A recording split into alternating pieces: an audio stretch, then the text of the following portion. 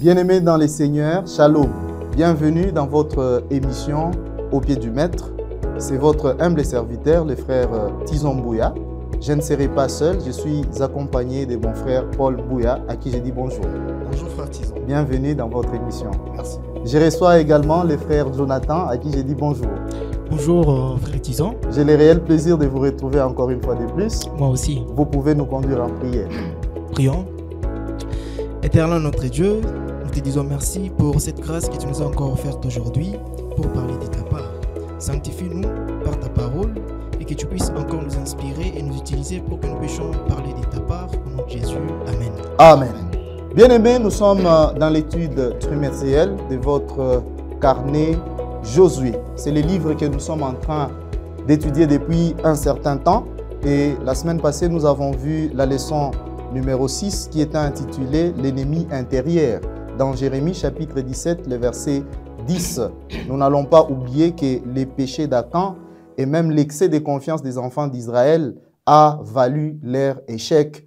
Ils n'ont pas pu réussir face à ces pays d'Aï et malheureusement pour eux, mais heureusement encore pour Dieu parce qu'il a transformé cet échec et il a fait en sorte que Josué puisse remporter la guerre. Et nous n'allons pas oublier cette question majeure que nous avons eue la semaine passée. Pourquoi Dieu n'a pas révélé les transgresseurs, c'est-à-dire c'est lui qui avait péché, il l'a caché.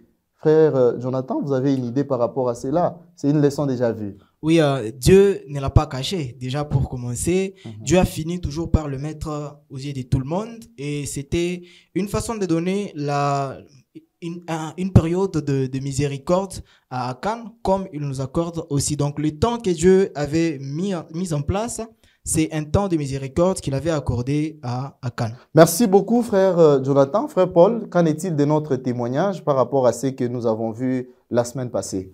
En tout cas, nous aussi, Dieu nous a offert cette même grâce dont a parlé les frères Jossam. Donc nous ne devons pas vivre dans les péchés, cacher nos péchés comme Akan, parce que la parole de Dieu dit, c'est lui qui cache ses transgressions. Dieu ne les laisse pas impunis. Merci beaucoup. Sans plus tarder, nous passons à la leçon du jour qui est intitulée « Loyauté ultime, adorée dans une zone de guerre ». C'est une très bonne leçon, je vous assure. Installez-vous confortablement pour que nous puissions partager ensemble cette leçon. On va lire dans la parole de Dieu, Matthieu chapitre 6, le verset 33. Ça nous dit ceci. Oui. Cherchez premièrement le royaume de la justice de Dieu et toutes ces choses vous seront données par-dessus. Merci beaucoup pour la lecture de cette écriture. Frère Josam, j'aimerais déjà qu'on comprenne les thèmes que nous allons aborder ce soir. Voilà, le thème, comme vous l'avez déjà annoncé, nous parlons d'abord de la loyauté et la loyauté ultime. Justement. Et on nous présente ici des gens qui vont être loyaux jusqu'à adorer dans une zone de guerre. On peut se demander, on connaît déjà la loyauté, c'est ces côtés-là de gens qui sont capables de marier leur dire et leur faire. Donc le mot, ils ont cette facilité de respecter cela. Et on a aussi un autre mot qui est adorer, donc la fidélité à tenir parole, la loyauté. Et adorer, c'est honorer une divinité en lui rendant un culte qui lui est dû. Et aussi, on nous dit, un amour extrême devient de l'adoration. Mais ici, c'est Dieu qu'on va donner ces cultes par les enfants d'Israël qui vont respecter la loi qui a été donnée. Même dans une période de guerre, ils ont été fidèles jusqu'à prioriser la loi des dieux. Merci beaucoup, frère Jonathan, pour cette explication. Frère Paul, vous avez compris l'écriture que vous nous avez lue? En tout cas, je l'ai très bien compris. Alors, vous pouvez les marier avec notre sujet de ce soir. Oui, et d'ailleurs, pour compléter à ce que le frère Jossam a dit, si on voit les thèmes du jour, la loyauté, et si on voit notre verset mémorisé, qui est dans Matthieu chapitre 6, le verset 33, nous comprenons que même aujourd'hui, nous pouvons passer par tant de choses qui nous fait perdre du temps. On n'a pas le temps à passer avec Dieu. Mais à partir de ce verset, le verset nous dit « Cherchez premièrement le royaume des cieux ». Oui. C'est-à-dire que nous devons savoir bien utiliser notre temps, renouveler chaque fois notre engagement. Et je pense que c'est ce que cette leçon nous appelle à faire aujourd'hui. Merci beaucoup, frère Paul, bien-aimé. Je vous invite à découvrir ensemble avec nous comment il faut renouveler notre engagement chaque jour. Il faut 2 fois faire pause à tout ce que nous avons comme occupation et que nous puissions exprimer notre gratitude envers Dieu par rapport à tout ce qu'il est en train de faire dans notre vie. Raison pour laquelle nous avons réparti notre leçon en 2 grandes parties. La première partie va concerner une décision irrationnelle qu'avait pris Josué lorsqu'ils se sont installés dans les pays de leur promesse, c'est-à-dire Canaan. La circoncision ainsi que la fête de la Pâque. C'est ce que nous allons voir dans la première partie. Et la deuxième partie, nous allons voir comment il faut adorer sur une terre de guerre, sur une terre étrangère. De quelle manière les enfants de Dieu peuvent s'amener à adorer. Ainsi, frère Jonathan, nous allons commencer la première partie avec votre autorisation. Ça va? Merci beaucoup. Alors, nous allons voir comment Dieu va autoriser certains rituels sur une terre étrangère. Vous en connaissez quelques rituels, frère Jonathan? Oui, j'en connais au moins quelques-uns. Ça a quel sens qu'on nous dise de faire certains rituels dans l'église? Et vous en connaissez par exemple quel rituel que nous effectuons dans l'église? Déjà, dans l'église, nous avons la Sainte Seine. Justement. La présentation des enfants après la naissance. Oui, oui. Nous avons le funérail, le mariage. En fait, tout ça, ce ne sont que des rituels. En d'autres termes, on peut dire des cérémonies. Des cérémonies, oui. Des cérémonies ou rituels, ça va de pair. Et dans les rituels, nous avons un message qu'on transmet.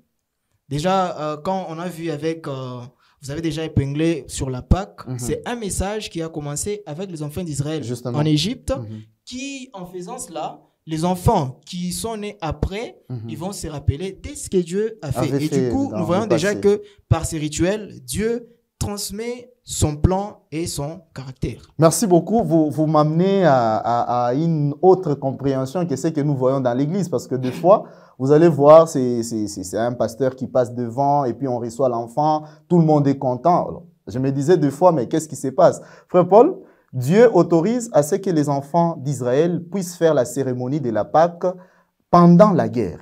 Pourquoi c'est là et ça avait quel sens? Oui, pour répondre à cette question, j'aimerais d'abord qu'on retourne à la circoncision. Justement. Parce que, il avait donné cette restriction sur la circoncision. Et si nous voyons dans Josué chapitre 5, le verset 1 à 7, on va voir une raison, le pourquoi Dieu a autorisé la circoncision. Oui. Déjà, je peux demander au lecteur de nous lire dans Josué chapitre 5, verset 4 à 5, pour voir la raison pour laquelle Dieu a autorisé de faire la circoncision. Josué chapitre 5, verset 4 à 5. Josué chapitre 5, verset 4 à 5. Verset 4 à 5 nous dit « Voici la raison pour laquelle Josué les circoncis. Tous les peuples sortis d'Égypte, le mal, tous les hommes de guerre étaient morts dans les déserts, pendant la route, après leur sortie d'Égypte. Tous ces peuples sortis d'Égypte étaient circoncis, mais tous les peuples nés dans les déserts, pendant la route, après la sortie d'Égypte, n'avaient point été circoncis. Merci beaucoup, frère Jossam. Et nous voyons que dans ces textes, Josué nous donne la raison pour laquelle les enfants d'Israël devaient être circoncis. Parce que c'était des nouveaux-nés dans les déserts et ils ne sont pas passés par là. Et nous allons voir que la circoncision est le signe d'alliance des enfants de Dieu. Oui. Vous allez vous souvenir dans l'histoire, dans Genèse chapitre 34, versets 15 à 24, l'histoire des Dina. Justement. Donc, vous allez voir que pour les païens, pour que les païens puissent entrer dans l'alliance de Dieu, il fallait passer par cette circoncision. Et d'ailleurs, c'est écrit dans Exode chapitre 12, verset 48, où on a commencé avec cette histoire de circoncision. Vous allez voir que la circoncision, c'était un signe, même pour l'étranger, il pouvait faire partie des enfants de Dieu s'il se faisait circoncire. Mais frère Paul, est-ce qu'aujourd'hui pour nous, c'est important qu'on puisse encore nous circoncire pour appartenir à Dieu? Parce que déjà, il y a les pays voisins, juste à côté de chez nous ici, et ils ne font pas de circoncision. Est-ce qu'ils n'iront pas aussi à la cause de cela? Oui, merci beaucoup pour la question, une question pertinente. Oui. Je ne vais pas répondre par moi-même. J'aimerais qu'on puisse lire. Justement. Nous allons lire dans 1 Corinthiens, chapitre 7, le verset 19. Oui. La circoncision n'est rien et l'incirconcision n'est rien, mais l'observation des commandements de Dieu est tout. Vous voyez, donc ces textes déjà répondent en partie à votre question. Wow. La circoncision, ce n'est rien. Mais ce qui compte devant Dieu, c'est observer les commandements. Et d'ailleurs, pour aller plus loin, Oui. si nous sommes dans Colossiens, le chapitre 2, Oui. versets 11 à 14, vous allez voir que la circoncision aujourd'hui est remplacée par les baptêmes. La circoncision remplacée par les baptêmes. Donc, du fait que nous sommes entrés dans l'eau, donc ça veut dire que nous sommes circoncis. Exactement. C'est ce que d'ailleurs dit les textes. Ça dit que vous avez été circoncis avec Christ, vous avez été ensevelis par l'eau des baptêmes. Wow. C'est-à-dire que aujourd'hui, nous n'allons plus parler de la circoncision. Justement. Donc, la circoncision, ce n'est rien. Mais ce qui compte, c'est faire cet acte, être baptisé et observer les commandements de Dieu. Merci beaucoup, frère Paul. J'aimerais, frère Jossam, j'aimerais qu'on revienne d'abord sur la Pâque, parce que c'est très important. Il faudrait qu'on comprenne pourquoi, de même que la circoncision, la Pâque est instruite par Dieu lui-même pour qu'il puisse la célébrer. Or, c'était un événement déjà passé. Voilà, merci. Avant de répondre à la question, je voudrais placer un mot. Allez-y. La circoncision faisait aussi sortir, ça changeait en quelque sorte l'identité. Justement. Et vous allez voir qu'on faisait la différence entre les circoncis et les incirconcis. Donc, il y avait un camp des circoncis qui appartenait à Dieu. Et ici, le baptême fait aussi la différence entre ceux qui sont les camps qui ne font pas partie de la famille de Christ, parce que lui a dit, ceux qui vont croire, vous allez le baptiser. Donc, c'est ce qui fait un peu, qui fait ce mariage entre la circoncision avant, qui avait une signification spirituelle, et la circoncision actuellement, c'est Christ est venu. Donc, c'est juste d'ordre hygiénique. Voilà, d'ordre hygiénique. Oui. Pour répondre aussi à la Pâque, c'était une instruction que Dieu avait donnée. Quand vous entrerez dans le pays, vous allez célébrer au moins la Pâque. Mais pourquoi maintenant dans une zone de guerre? On nous a lu le verset à mémoriser qui nous parle, qui nous ramène à nos priorités. Oui. Nous devons faire d'abord, chercher d'abord Dieu avant tout. Et ici, nous voyons le peuple qui sont en train c'est un nouveau départ. Et il se rappelle de leur rédemption. Parce que la Pâque, c'est Dieu qui est passé par-dessus les maisons des Israélites qui étaient scellées par le sang de Christ. Et ici, c'est par Christ que nous avons au moins les saluts. Frère Jonathan, j'aimerais que vous puissiez actualiser cela. Est-ce qu'aujourd'hui, nous pouvons aussi célébrer la Pâque? Parce qu'il y a des religions qui ont une date et qui en célèbrent chaque année.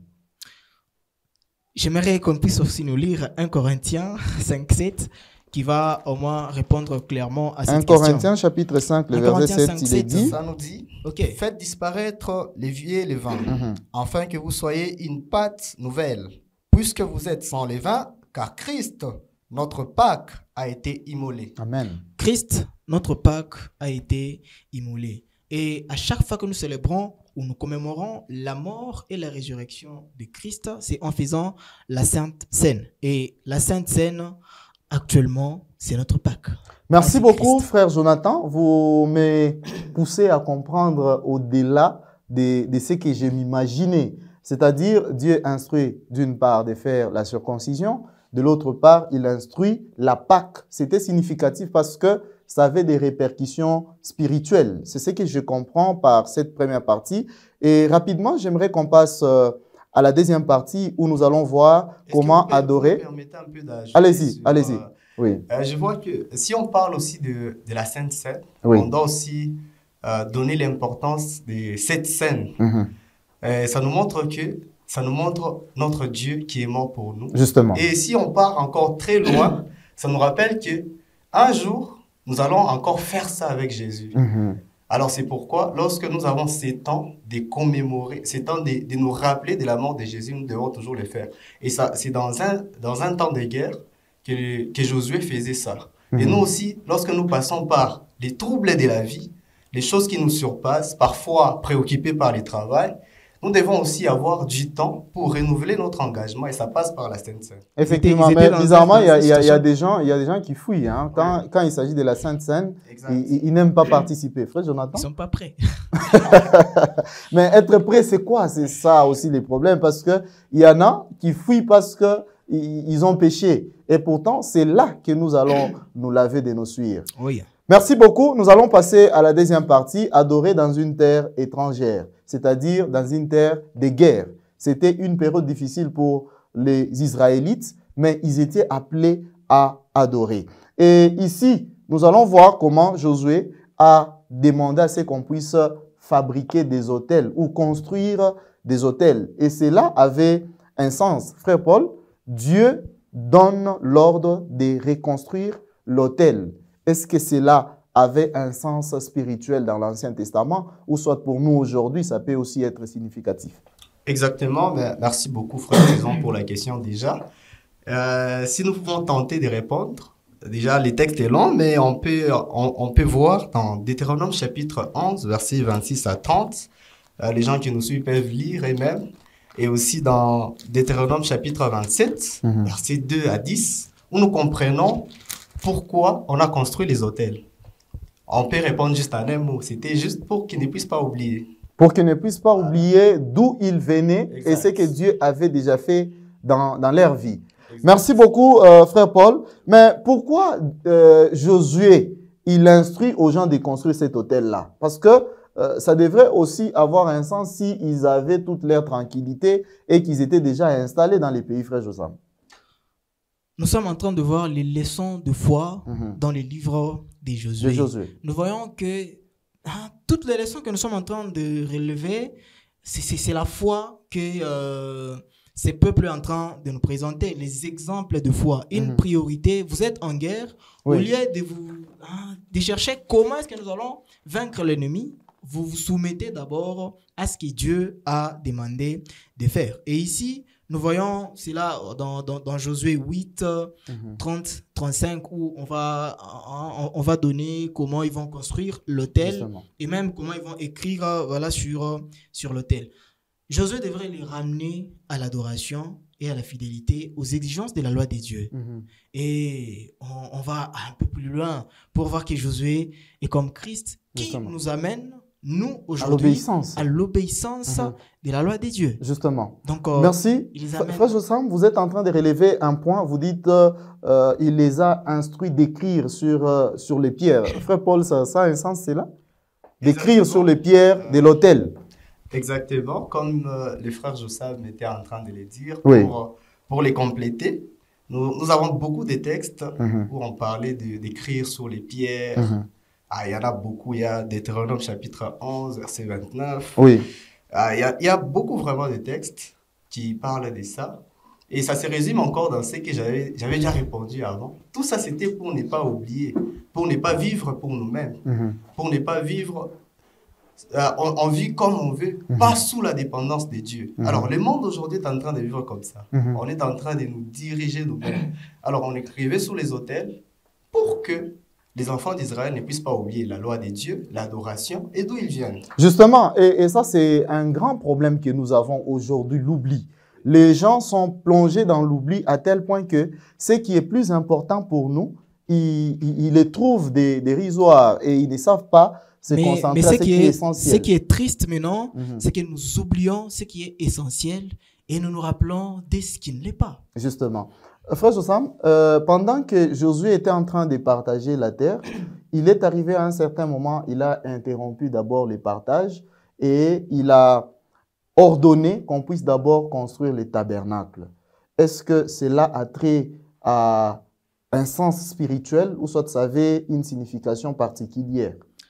Tout nous ramène aux priorités. Parce que vous savez, ce qui est important dans l'histoire de Josué 8, c'est que nous sommes arrivés dans Canaan. Ce qui est prioritaire, c'est nous donner d'abord la terre pour laquelle on a attendu pendant longtemps. Mais lui, il arrête d'abord pour qu'il puisse construire les tabernacles. Voilà, même à la question de construire l'autel, d'écrire sur l'autel, c'était des instructions qui étaient données déjà en amont. Et Josué devrait d'abord faire ce qui est plus important, c'était de respecter au moins la loi, les instructions que Dieu avait données avant toute chose. C'est même pour ça qu'il avait interrompu le partage. Ce n'était vraiment pas une priorité. Il devait d'abord établir les tabernacles parce que c'est par la force de Dieu qu'ils ont acquis cette terre promise. Ils se sont dit, bon, c'est pas par notre force, même si nous sommes tellement puissants. On l'a vu déjà avec Haï, ils étaient en confiance, ils sont partis pour faire la guerre, alors ils étaient vaincus. Mais au moins ici, ils se rappellent que Dieu d'abord, il fallait d'abord établir les tabernacles parce que c'est la présence des dieux qui leur conférait au moins la victoire. Merci beaucoup, frère Jonathan. Nous sommes en train d'étendre petit à petit vers la fin de cette émission. Bien-aimés, vous avez une question ou vous avez un commentaire, laissez-nous dans le bas de notre page. On va vous lire et nous allons partager ensemble parce que ça, c'est une étude. Vous êtes appelés aussi à intervenir. Frère Paul, pendant que nous sommes en train de finir cette émission, pourriez-vous nous dire comment nous pouvons vivre dans la présence de Dieu? Parce que le tabernacle montrait que Dieu était avec eux et qu'il voulait toujours vivre avec son peuple. Merci beaucoup, frère Tison, pour la question. Déjà, je suis émis, heureux de l'intervention de mon frère Jossam. Justement. Si c'est pour ajouter aussi un aspect à ce que le frère Jossam a dit, lorsque nous sommes dans Genèse, le chapitre 12, le verset 3, nous voyons que Dieu avait promis à Abraham qu'il va lui donner la terre. Oui. Et comme le frère Jossam l'a dit, le temple symbolisait la présence de Dieu. C'est-à-dire que les guerres que les enfants d'Israël étaient en train de gagner, ce n'était pas par leur force. Justement. C'est pourquoi ils étaient en train de marcher avec les tabernacles. Les tabernacles étaient au centre. Au centre, et les tribus marchaient juste à côté du temple pour dire que c'est Dieu lui-même qui était en train de diriger ses enfants jusqu'à accomplir la promesse qu'il a laissée à Abraham. Alors, pour répondre à votre question, comment on peut faire de la présence de Dieu dans notre vie maintenant, j'aimerais qu'on puisse lire. Nous allons lire dans Hébreux, le chapitre 9, le verset 11 à 12, qui va nous donner un peu plus de lumière sur cette question. Mais Christ est venu comme souverain sacrificateur de biens à venir. Il a traversé les tabernacles plus grands et plus parfaits, qui n'est pas construit de main d'homme, c'est-à-dire qui n'est pas de cette création. Et il est entré une fois pour toutes dans le lieu très saint, non avec le sang de bouc et des veaux, mais avec son propre sang, ayant obtenu une rédemption éternelle. Parole du Seigneur. Et ces textes et bien d'autres, comme par exemple aussi Hébreux chapitre 6, verset 19 à 20, ou soit Hébreux chapitre 10, le verset 19 jusqu'à 23, on nous parle de ces Jésus, ces sacrificateurs, qui s'est sacrifié. Il est devenu souverain sacrificateur. Il a traversé un temple que l'homme n'a pas construit par son sang juste. Et là, au ciel, il est en train d'intercéder pour nous. Et ailleurs, on dit qu'il a ouvert la voie. Là où on ne pouvait pas passer là où on ne pouvait pas entrer, lui, il a ouvert la voie afin que nous-mêmes, nous puissions parler avec Dieu. Donc, ce que nous devons faire aujourd'hui pour avoir la présence de Dieu dans notre vie, nous devons placer nos yeux sur ces souverains sacrificateurs qui est Jésus. Et bientôt, il viendra nous prendre. C'est une promesse que Dieu nous a laissée, que j'aimerais lire si vous me permettez. Allez-y. Nous allons les lire dans Apocalypse, les chapitres 21, le verset 3. Une promesse qui parle du temple. Comme le frère Jossam l'a dit, la présence de Dieu, c'est son temple. 21, 3, il est écrit « Et j'entendis du trône une forte voix qui disait « Voici les tabernacles de Dieu avec les hommes. Il habitera avec eux et ils seront son peuple et Dieu lui-même sera avec eux. » Merci beaucoup, frère Tison. Nous voyons que Dieu lui-même sera avec nous. Amen. Son temple, là où Jésus est comme souverain sacrificateur, va descendre. Et là où il sera, nous serons aussi. Gloire à Dieu. Alors c'est lui qui va rater ces moments-là, qui ne va pas entrer dans ces temples, qui ne va pas voir la présence de Dieu. Il sera vraiment malheureux. Alors, c'est le temps de se préparer, de placer nos yeux sur Jésus. Merci beaucoup, frère Paul. C'est très important, oui. La question est très, très importante. Moi, je suis allé un peu dans une logique. Notre corps est le temple du Saint-Esprit. Oui. Et Apocalypse 3, 20 est en train de nous dire que Christ frappe à la porte. Christ frappe à nos portes si seulement on accepte, on entend la voix, on ouvre, il va entrer, il va demeurer à nous, nous allons souper avec lui. C'est que si nous acceptons d'ouvrir nos cœurs à Christ, il va entrer à nous. Et si notre regard est vraiment fixé à ces tabernacles célestes, donc ces sanctuaires célestes, nous avons Christ en nous, il va demeurer à nous et même notre vie sera tellement transformée à son image. Merci beaucoup, frère Jonathan. C'est vraiment important, bien-aimé. En guise de conclusion, c'est que nous devons d'abord chercher les royaumes des cieux. Et chercher les royaumes des cieux, c'est-à-dire s'engager quotidiennement, chaque jour. Chaque fois que vous vous réveillez, vous devrez chercher cette volonté dans votre vie, la volonté de Dieu, bien sûr. Et c'est ça qui va faire en sorte que, étant sur cette terre étrangère, nous allons petit à petit vers Canaan céleste, où le Seigneur va nous recevoir et il va vivre avec nous éternellement. Merci beaucoup, frère Jonathan. Merci. Votre dernier mot avant de nous séparer. Mon dernier mot, Dieu d'abord. Malgré tout ce que nous pouvons subir sur ces terres, de problèmes, le travail, on s'est dit qu'on n'a pas le temps, trouvons toujours le temps à Dieu et cela va nous donner des résultats très positifs. Merci beaucoup, frère Jonathan, de votre passage dans cette émission. Merci. Frère Paul, votre dernier mot avant de nous séparer. Merci beaucoup, frère Tison. Moi, mon dernier mot, je vais les tirer d'un texte. Justement. Nous sommes dans Jean, le chapitre 8, versets 31 à 38. Jésus nous invite à demeurer en lui. Et celui qui demeure en lui, c'est les disciples de Jésus. Et demeurer en Jésus, c'est renouveler son engagement chaque jour de votre vie.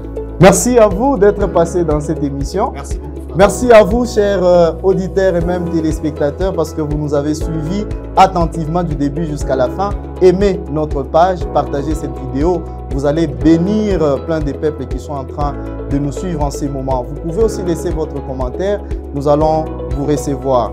Il ne reste qu'à vous souhaiter un très bon sabbat parce que les heures saintes ont déjà commencé. Bon sabbat à vous, frère Jonathan. Merci. Bon sabbat à vous, mon frère Paul. Merci, frère Tison. Bye et à vendredi prochain.